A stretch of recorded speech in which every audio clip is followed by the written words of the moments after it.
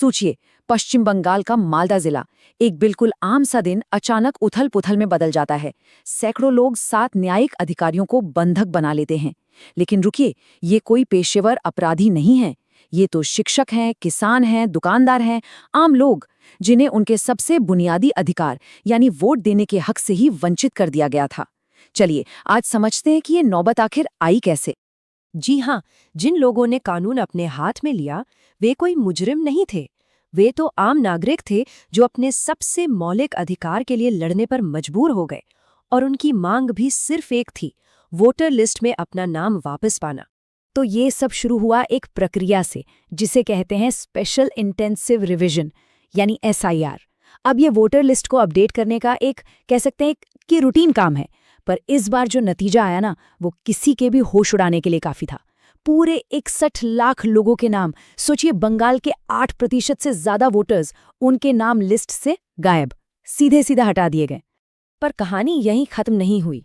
लगभग इतने ही और वोटर्स, यानी करीब करीब 60 लाख लोगों को एक बिल्कुल ही नई कैटेगरी में डाल दिया गया, संदिग्ध मतदाता या सस्पेक्टेड वोटर। इसका मतलब ये था कि उन्हें एक चुनावी उलझन में छोड़ दिया गया, ये जाने बिना कि वो वोट डाल भी पाएंगे या नहीं। तो सवाल उठता है कि ये सस्पेक्टेड वोटर की कैटेगरी आखिर है क्या? सच पूछिए तो यही इस पूरे विवाद की जड़ है। ये एक ऐसी व्यवस्था थी जो भारत की चुनावी इतिहास में पहले कभी नहीं देखी गई, और इसने लाखों लोगों के वोट देने के अधिकार पर एक बहुत बड़ा सवालिया निशान लगा दिया। अगर सीधे शब्दों में समझें तो सस्पेक्टेड वोटर वो है जिसके रिकॉर्ड में कोई छोटे मोटे लॉजिकल गड़बड़ी पाई गई, जैसे नाम की स्पेलिंग में कोई मामूली सी गलती।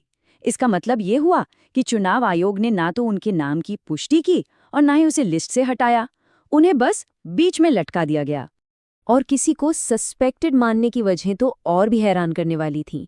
जैसे कि नाम की स्पेलिंग में जरा सा फर्क, मान लीजिए मॉन्डल की जगह मंडल लिखा हो, या फिर पिता और बेटे की उम्र में 15 साल से कम या 45 साल से ज्यादा का फासला हो। अब ऐसी छोटी छोटी बातें जो सरकारी दस्तावेजों में बहुत आम हैं, वो लाखों लोगों के वोटिंग के अधिकार पर सवालिया निशान लगा गईं। अब आते हैं इस पूरे मामले के टेक्नोलॉजिकल पहलू पर। एक सॉफ्टवेयर जिसे 20 साल पुरानी वोटर लिस्ट का आज की लिस्ट से मिलान करने के लिए इस्तेमाल किया गया था। लेकिन सवाल ये है कि क्या ये सॉफ्टवेयर इतने बड़े और इतने जरूरी काम के लिए सच में तैयार था? कमाल की बात तो ये है कि चुनाव आयोग के ही एक वरिष्ठ अधिकारी ने खुद ये माना कि उन्हें इस सॉफ्टवेयर की सटीकता का कोई अंदाजा ही नहीं था। इसे लागू करने से पहले ठीक से परखा भी नहीं गया था। मतलब लाखों लोगों के वोट का भविष्य एक ऐसे सॉफ्टवेयर के हवाले कर दिया गया जिसकी अपनी काबिलियत ही मालूम नहीं थी। 24 मार्च की शाम जो हुआ वो इस सॉफ्टवेयर की क्षमता पर सबसे बड़ा सवाल खड़ा करता है। जब इसे पहली बार चलाया गया तो इसने बंगाल के लगभग सभी, मतलब पूरे 7 करोड़ वोटरों को सस्पेक्टेड बता दिया। सोचिए, पूरी की पूरी आबादी। फिर महज 2 घंटे बाद इसे एक टेक्निकल ग्लिच कहकर पूरी प्रक्रिया दोबारा की गई। लेकिन एक ही बार में पूरी आबादी को फ्लैग कर देना, ये कोई छोटी मोटी गड़बड़ी तो नहीं हो सकती। इस प्रक्रिया में पारदर्शिता की कमी इसे और भी गंभीर बनाती है। कई जरूरी निर्देश लिखित में नहीं बल्कि व्हाट्सएप मैसेजेस के जरिए दिए गए, और कई बार तो ये मैसेज चुनाव आयोग के अपने ही आधिकारिक नियमों के खिलाफ थे। इससे जमीनी स्तर पर काम कर रहे अधिकारियों में जाहिर है कि बहुत भ्रम फैला। ठीक है, अब इन आरोपों और गड़बड़ियों से हटकर चलिए सीधे डेटा को देखते हैं। आखिर सरकारी आंकड़े क्या कहानी बयां करते हैं? इन डिजिटल निशानों के पीछे असल में क्या छिपा है? देखिए, इस पूरी SIR प्रक्रिया का जो आधिकारिक कारण बताया गया था वो था वोटर लिस्ट से अवैध अप्रवासियों को हटाना। सुनने में तो ये एक बहुत जरूरी काम लगता है, लेकिन क्या डेटा इस बात की पुष्टि करता है? आइए इसी की पड़ताल करते हैं। आंकड़े एक बिल्कुल अलग तस्वीर दिखाते हैं। जिन सीटों पर मुस्लिम आबादी ज्यादा है, वहां अनमैप्ड वोटर, मतलब जिनका नाम पुरानी लिस्ट से मैच नहीं हुआ, उनकी संख्या सबसे कम थी। वहीं दूसरी तरफ मथुआ दलित शरणार्थी समुदाय की सीटों पर ये दर राज्य के औसत से 2 गुनी थी। अब अगर मकसद अप्रवासियों को ढूंढना था तो डेटा तो कुछ और ही इशारा कर रहा है। और ये जो असंतुलन है, ये तब और भी साफ दिखता है जब हम कुछ खास विधानसभा क्षेत्रों को देखते हैं। जैसे कैलकाटा पोर्ट में मुस्लिम आबादी करीब 50% है, लेकिन सस्पेक्टेड लिस्ट में उनका हिस्सा 82% है।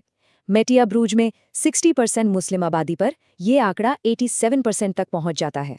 लेकिन शायद जो सबसे ज्यादा चौंकाने वाला आंकड़ा है वो रानी नगर विधानसभा क्षेत्र से आता है। जरा सोचिए, एक ही इलाका, एक ही नियम लागू हो रहा है, फिर भी जो हिंदू बहुल बूथ थे वहां सिर्फ 3% वोटरों को सस्पेक्टेड मार्क किया गया। और वहीं मुस्लिम बहुल बूथों पर यह आंकड़ा क्या था पता है? 58%। 3% और 58%, एक ही जगह पर इतना बड़ा फर्क। तो हमने देखा कि डेटा एक खास पैटर्न दिखा रहा है। अब देखते हैं कि ये पैटर्न भौगोलिक रूप से कहाँ केंद्रित है।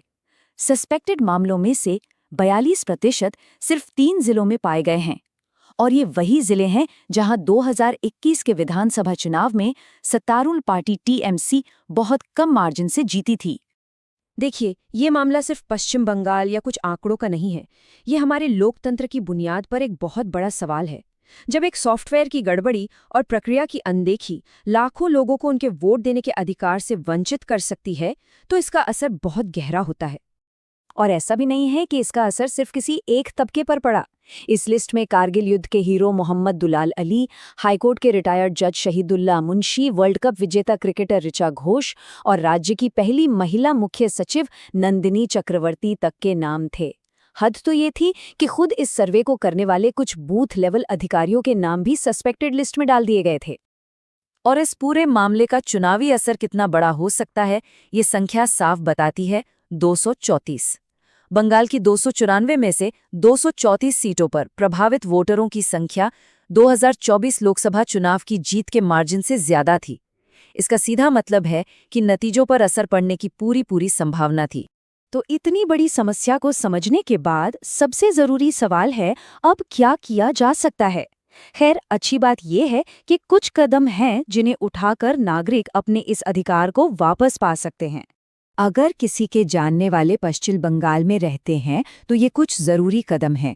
सबसे पहले चुनाव आयोग की वेबसाइट पर जाकर बूथ वाइज लिस्ट में अपना नाम ज़रूर चेक करें।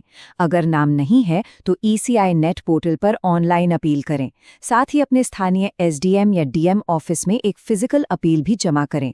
और सबसे ज़रूरी बात, इस जानकारी को अपने परिवार और दोस्तों के साथ जितना हो सके शेयर करें। ये हमेशा याद रखना चाहिए कि वोट हमारा हक है, हमारी आवाज़ है। उसे किसी सॉफ्टवेयर, किसी व्हाट्सएप ऑर्डर या किसी भी ताकत को छीनने नहीं दिया जा सकता। ये पूरा विश्लेषण हमें एक बहुत ही बुनियादी सवाल पर लाकर खड़ा करता है। जब चुनाव कराने वाली टेक्नोलॉजी ही भरोसेमंद न हो और तय प्रक्रियाओं को नज़रअंदाज कर दिया जाए, तो फिर एक निष्पक्ष चुनाव की गारंटी कैसे दी जा सकती है? ये एक ऐसा सवाल है जिसका जवाब हमारे लोकतंत्र के भविष्य के लिए बहुत ज़रूरी है।